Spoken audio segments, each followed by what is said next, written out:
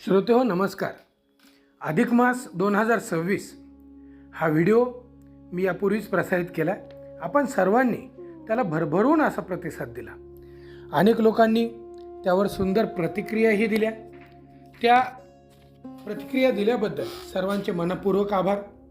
आपला प्रतिसाद हा माझ्यासाठी एक प्रकारचा आपण दिलेला आशीर्वादच आहे. असंच कायम पाठीशी राहा. श्रोतेहो, मी आधीच्या व्हिडिओत आपल्याला सांगितलं होतं की कमला एकादशी आणि व्यतिपात हा सुंदर योग आहे. त्याबद्दल मी एक स्वतंत्र व्हिडिओ करणार आहे. प्रस्तुत व्हिडिओ हा त्याकरिताच आहे. यात कमला एकादशीचे महत्त्व, पौराणिक कथा व नियम याबद्दल आपण माहिती जाणून घेणार आहोत. श्रोतेहो, आपण कोणतेही व्रतवैकल्य करतो, उपवास करतो, अधिक मासात एक भुक्त म्हणजे एकदा भोजन करून राहतो. पण मंडळी, एकादशी व्रत असो की कोणतेही व्रत असो, हे केवळ उपाशी राहणे किंवा अन्न त्याग करणे याचं माध्यम नाही आहे. ते शारीरिक, मानसिक, आध्यात्मिक पातळीवर स्वतः बळकट व शुद्ध करण्याचे एक उत्तम साधन आहे.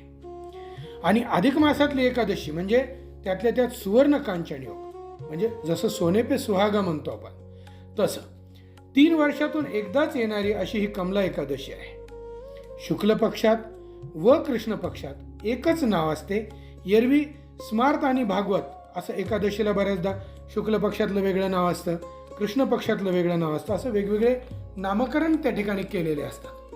श्रोतेहो, काय आहे या कमला एकादशीचे महात्म्य ते आता आपण जाणून घेऊ. एकदा धर्मराज युधिष्ठिर आणि कृष्ण परमात्मा यांचा संवाद चालू होता. आणि याच संवादाच्या अंतर्गत धर्मराज युधिष्ठिरांनी भगवंताला प्रश्न केला की अधिक मासात शुक्ल पक्षात आणि कृष्ण पक्षात जी एकादशी येते, कृपा करून मला त्या एकादशीचे नाव व सविस्तर अशी माहिती सांगा. त्यावर भगवंत म्हणाले, हे धर्मराज, अधिक मासात येणाऱ्या दोन्ही एकादशीचे नाव हे कमला एकादशीच आहे. याला पद्मिनी एकादशी असं सुद्धा म्हणतात. ही एकादशी अत्यंत दुर्लभ व परमकल्याणकारी अशी आहे. त्याची एक सुंदर कथा मी आपल्याला सांगतो. ती चित्त एकाग्र करून आपण ऐकावी. पूर्वी ही कथा पुलत्स्य मुनींनी ब्रह्मपुत्र नारद यांना सांगितली होती. देवर्षी नारद यांनी ती श्रवण केली होती. त्रेतायुगाच्या समाप्ती काळात कृतवीर्य नावाचा एक महान राजा होता. नर्मदा नदीच्या काठावर असलेली एक सुंदर भौगोलिक वारसा लाभलेली अशी माहिष्मती राजधानी. राजाला 1000 पत्नी होत्या, पण त्यापैकी एकीलाही संतती नव्हती. राजा निपुत्रिक होता. राजाने अनेक यज्ञ, याग, दान, धर्म, दक्षिणा, भोजन, संतर्पण केले, पण राजाला पुत्रप्राप्ती झाली नाही. राजा स्वतःला दुर्भाग्यशाली समजू लागला. पूर्वाश्रमी एका मुनीच्या शापाचा हा परिणाम आहे हे राजाच्या लक्षात आलं. शेवटचा पर्याय म्हणून राजाने ठरवलं की आपलं राज्य योग्य व्यक्तीचे स्वाधीन करून आपण घनदाट अशा जंगलात जावं आणि भगवान परमात्मा श्रीकृष्णाची, विष्णूची आपण उपासना करावी, तपश्चर्या करावी. आणि राजाने आपलं सर्व वैभव, राज्य हे एका प्रामाणिक व कुशल मंत्र्याच्या हातात दिलं आणि राज्यकारभार सोडून वल्कल वस्त्र परिधान करून राजा जंगलाच्या दिशेने निघाला. त्यावेळी राजाची एक पत्नी समोर आली. एक राणी पुढे आली आणि ती म्हणाली, महाराज, मी पतिव्रत आहे. पतिव्रता स्त्रीचं कर्तव्य आहे की पती ज्या ठिकाणी राहील, तो ज्या परिस्थितीत राहील त्या परिस्थितीत तिनं त्या ठिकाणी राहावं आणि तिथे राहणं हे माझं परम कर्तव्य. ती राणी होती राजा हरिश्चंद्राची कन्या पद्मावती. तात्काळ राणीने राजवस्त्र सोडून दिले, साधी वस्त्र परिधान केले आणि साधी वस्त्र परिधान करून कृतवीर्य नावाच्या राजाच्या पाठीमागे ती निघाली. कृतवीर्य राजा आणि राणी पद्मावती हे जंगलाच्या दिशेने त्या ठिकाणी निघाले. मार्गक्रमण करत असताना गंधमादन नावाच्या पर्वतावर जाऊन दोघेही तिथे थांबले. राजाने त्या ठिकाणी कठोर तपश्चर्या सुरू केली आणि ही तपश्चर्या सुमारे 10,000 वर्ष चालली. 10,000 वर्ष कृतवीर्य नावाच्या राजाने त्या ठिकाणी तपश्चर्या केली, तरी पण भगवान श्रीकृष्ण प्रसन्न झाले नाहीत. पद्मावतीला अत्यंत दुःख प्राप्त झालं. आपला पती ऊन, वारा, पाऊस याची तमा न बाळगता अगदी निश्चल उभा आहे.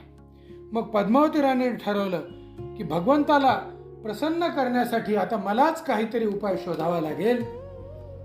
आणि या गंधमादन पर्वताच्या जवळ सती अनुसयाचा त्या ठिकाणी आश्रम होता. त्या ठिकाणी पद्मावती गेली व मातेच्या पायावर लोटांगण घातला. सर्व हकीकत सांगितली. पुत्र प्राप्तीची इच्छा मनात धरून माझे पती हे व्रत करत आहेत. हे माता अनुसया, माझ्या पतीची आणि माझी इच्छा आहे की माहिष्मती साम्राज्याला एक वारसदार म्हणून एक दीर्घायुष्य पुत्र आम्हाला हवा आहे. तो पुत्र अजय असावा, तिन्ही जगाचा स्वामी आणि चक्रवर्ती असावा. असा पुत्र प्राप्त व्हावा यासाठी मला आपण काहीतरी उपाय सांगा. त्यावेळी माता अनुसयेनं पद्मावती राणीला जे व्रत कथन केलं तेच कमला एकादशीचं व्रत आहे. श्रोते हो, माता अनुसया म्हणाल्या, हे पद्मावती, आता पुरुषोत्तम मास जवळ आलेला आहे आणि यामध्ये भगवंताला प्रिय असणारी अशी कमला एकादशी आहे. पूर्ण अधिक मासाचं स्वामित्वच भगवंताकडे आहे, तसंच कमला एकादशीचं आधिपत्य सुद्धा भगवंताकडे आहे. या एकादशीच्या व्रताची मनोभावे व्रत केलं आपण तर इप्सित साध्य होतं. तूही हे एकादशीचं व्रत आरंभ कर, व्रताचा संकल्प त्या ठिकाणी कर. आणि राणी पद्मावतीनं माता अनुसयेकडून एकादशी व्रताचं नियम, व्रतवैकल्य कसं करावं याचे नियम सगळे समजून घेतले आणि पुन्हा ती गंधमादन पर्वतावर आली. आपल्या पतीसोबत तिथे थांबली. नंतर लगेचच काही दिवसात अधिक मास आला आणि पुरुषोत्तम मास आल्यानंतर पद्मिनी एकादशी म्हणजे त्या ठिकाणी कमला एकादशी त्या ठिकाणी आली. या दिवशी ही राणी पद्मावती प्रातःकाळी उठली, स्नान तिनं केलं, दिवसभर उपवास केला, काहीही अन्नाचा कुठला कण सुद्धा ग्रहण केला नाही, उपवासाचे कुठले पदार्थ तिनं खाल्ले नाहीत. सारखं भगवंताचं नामस्मरण त्या ठिकाणी मुखाने चालू होतं. अत्यंत श्रद्धेनं तिने हे व्रत केलं, दिवसभर उपवास केला आणि सायंकाळी प्रदोषकाळी त्या ठिकाणी तिनं दीप प्रज्वलन करून फक्त पाणी पिले आणि हे व्रत संपन्न झालं. आणि जसं हे व्रत संपन्न झालं तसं श्रीकृष्ण परमात्मा त्या ठिकाणी अवतरित झाले. वरमरोही, राणी पद्मावती, तू जे निष्ठेनं हे व्रत केलंस त्यावर मी प्रसन्न झालो आहे आणि या ठिकाणी तुला जे काही मागायचं असेल ते तू माग. अधिक मासात केलेलं हे व्रत अक्षय पुण्यकारक आहे. माग, तुला काय मागायचं, तुझ्या मनात काय इच्छा असेल ते माग. श्रोते हो, एखाद्या संतानहीन स्त्रीला काय मागायचं असतं हो? राणी पद्मावती म्हणाली, हे भगवान, मला असा पुत्र हवाय की जो चक्रवर्ती सम्राट होईल, तिन्ही लोकांवर त्याची सत्ता असेल. त्यावेळी कृतवीर राजा सुद्धा तिथे होता. भगवान राजाला म्हणाले, राजन, तू 10,000 वर्ष तपश्चर्या करून देखील तुला जे प्राप्त झालं नाही, जे तू प्राप्त करू शकला नाहीस, ते तुझ्या या राणीनं एक दिवसाचं कमला एकादशी व्रत म्हणजे पद्मिनी एकादशी व्रत करून मिळवलेलं आहे. तुलाही काही वेगळं मागायचं असेल तर ते माग, या पुण्याचा तूही अधिकारी आहेस. राजा म्हणाला, भगवान, मलाही एक पुत्र जो आहे तो दीर्घायुष्य हवा आहे.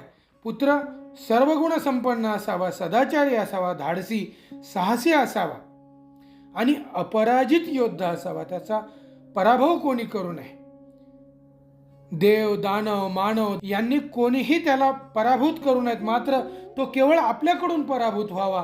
का तो त्याला उन्माद जर आला, राजसत्तेचा, राजपाटाचा उन्माद जर आला तर भगवान आपल्याकडून तो पराजित व्हावा, एवढाच वर मला आपण द्यावा. भगवान तथास्तु म्हणाले. भगवंताच्या आशीर्वादाने राजाला पुढे एक सुंदर पुत्ररत्न प्राप्त झालं. त्या पुत्ररत्नाचं नाव, त्या राजाच्या मुलाचं नाव कार्तिवीर्य अर्जुन, ज्याला सहस्त्रबाहू असा शब्द, 1000 हात होते. याच वंशात पुढे यदुश्रेष्ठ शूरसेनाचा जन्म झाला, जे कुंतीचे आजोबा होते. आणि एवढा समृद्ध वंश आहे मंडळी हा, की भगवान कृष्ण परमात्माला याच वंशात पुढे अवतार घ्यावा लागलेला आहे. तर श्रोते हो, ही होती कमला एकादशीची माहिती. ही एकादशी आपण जरूर करावी आणि अधिक मासात आलेली आहे म्हणून ही एकादशी अत्यंत पुण्यकारक आहे. जगद्गुरु तुकोबरायांनी एकादशीबद्दल सांगताना असं सांगितलेलं आहे की ज्याशी नावडे एकादशी तो जिताची नरकवासी, ज्याशी आवडे हे व्रत त्यास्य नरक तोही भीत, ज्यासी मान्य एकादशी तो जिताची मुक्तवासी, ज्यासी घडे एकादशी जाणे लागे विष्णूपाशी, तुका म्हणे पुण्यराशी तोची करी एकादशी. म्हणून आपण सर्वांनी मनोभावे हे कमला एकादशीचं व्रत करावं. मंडळी, या दिवशीचे नियम काय आहेत तेही आपण जाणून घेऊ. मंडळी, या दिवशी प्रातःकाळी उठून स्नान करावं, भगवंतापुढे दीप प्रज्वलन करावं, भगवंताची पूजा अर्चना करावी आणि दिवसभर उपवास करावा. ज्यांना शक्य नाही त्यांनी फराळाचं काही साहित्य घ्यावं. दूध, फराळाचे पदार्थ आपण सेवन करावेत. शुचिता असावी. मानसिक शुचिता आणि शारीरिक शुचिता दोन्ही महत्त्वाची आहे. या दिवशी काय सांगितलेलं आहे की अदुष्ट भाषणा संतु मासंतु परनिंदकहा, कुणाला दुष्ट भाषण करू नये, परनिंदा टाळावी, दिवसा झोप घेऊ नये आणि दिवसभर नामस्मरण करावं. हे या एकादशीचे नियम सांगितलेले आहेत धर्मशास्त्रामध्ये. दानधर्म त्या ठिकाणी काय करावा? दीपदान करायला महत्त्व आहे. तसं तर अधिक मासामध्ये दीपदानाचं महत्त्व मी यापूर्वीच्या व्हिडिओमध्ये सुद्धा देखील सांगितलेलं आहे. फराळाचं साहित्य दान द्यावं. कास्य पात्रात तीळ, घृत म्हणजे तूप त्या ठिकाणी दान द्यावं. आणि मंडळी, मी सांगितलेलं आहे की व्यतिपात आणि एकादशी हे दोन्ही सोबत आलेले आहेत, म्हणून त्या ठिकाणी व्यतिपात असल्यानं गहू आणि गुळ आपण दान द्यावं. श्रोते हो, ही होती कमला एकादशी म्हणजे पद्मिनी एकादशीची माहिती. व्हिडिओ कसा वाटला, ऑडिओ कसा वाटला त्याबद्दल आपण जरूर कळवा. कमेंट्स बॉक्समध्ये आपल्याला काही याबद्दल शंका असतील तर त्याही विचारा. अधिक मासाच्या आणि कमला एकादशीच्या आपल्या सर्वांना हार्दिक शुभेच्छा. जय श्रीकृष्ण. धन्यवाद.